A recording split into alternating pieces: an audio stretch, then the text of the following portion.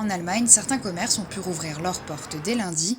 Didier Martin, préfet de la Moselle, était présent hier à la Brème d'Or aux côtés du directeur de la PAF, la police aux frontières, pour faire un point sur les contrôles qu'ils effectuent au quotidien. C'est un retour à ce qui a été une mission historique de la police aux frontières, mais j'emploie bien historique, donc ça veut dire qu'on avait un petit peu perdu les habitudes. Depuis qu'on a le rétablissement du contrôle aux frontières intérieures, hein, le RCFI, il faut savoir qu'effectivement, on avait surtout des contrôles dynamiques, ce qu'on appelle des contrôles aléatoires, c'est-à-dire que vous n'avez pas forcément une présence physique continue. Là, en revanche, effectivement, on a à la fois des contrôles aléatoires, des contrôles comme ici sur une tranche horaire où là il y a le plus de passages, et enfin quelques points de passage autorisés qui sont tenus H24 parce que la configuration le justifie.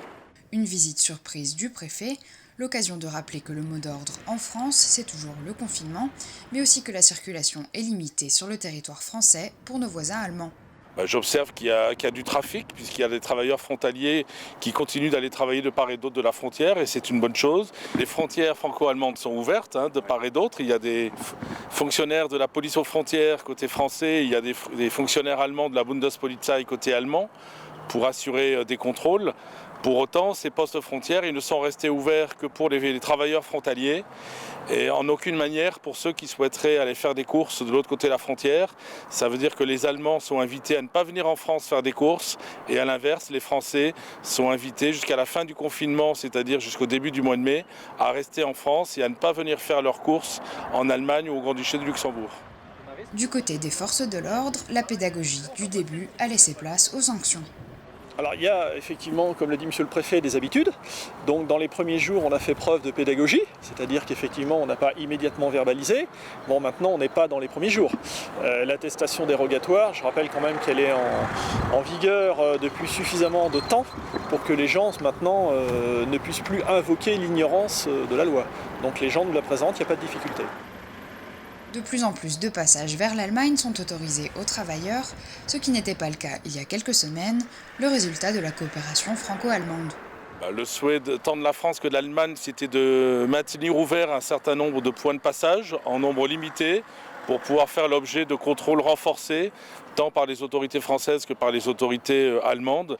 Et donc il a été fait en sorte que sur toute la longueur de la frontière entre la France et la Sarre reste ouvert un certain nombre de points de passage. On a 5 ou 6. Grossbiederstroff a pu rouvrir il y a quelques jours, mais un nombre limité de passages puisque en France, le principe reste celui de l'interdiction des déplacements dans le cadre du confinement.